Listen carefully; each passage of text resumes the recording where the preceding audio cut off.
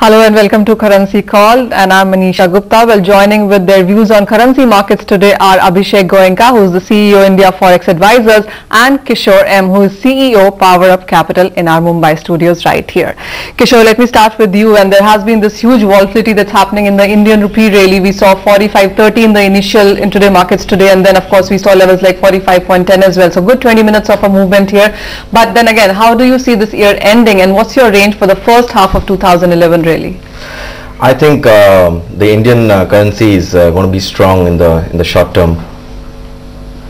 Of course, this is because of the inflation, and because of that, interest rates will go up, and usually currency prices go up when interest rates go up. So what kind of a range are you working with? Do you see it bending more towards 43 or 47? I think towards 43. Okay. Yes. So appreciation on cards, what would you say, Abhishek? How are you trading it?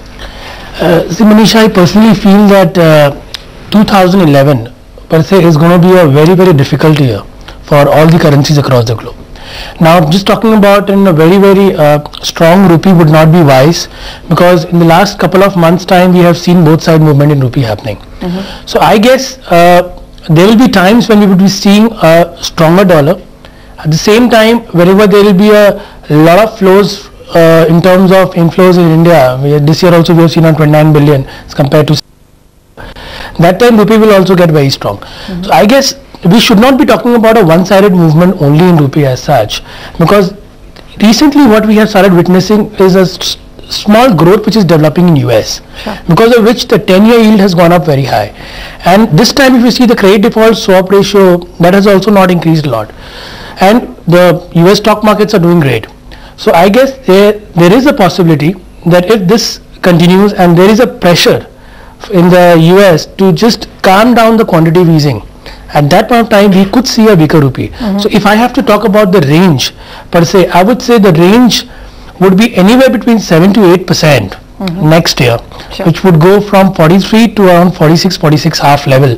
That is going to be a wide range for rupee next year. Pretty much the same that we saw in 2010 as well. Probably. Okay. Kishore, how about the whole of Asian markets then? Because this year started quite strong. We saw the Korean won run up, the Chinese yuan of course has been making a lot of stories there. So if you had to bet on one Asian currency for 2011, which would that be and why? We're bullish on commodity currencies actually, particularly Australia because of the gold run up, and Canada because of the oil run up. But if you look at an Asian currency, I think I'm bullish on Singapore dollar.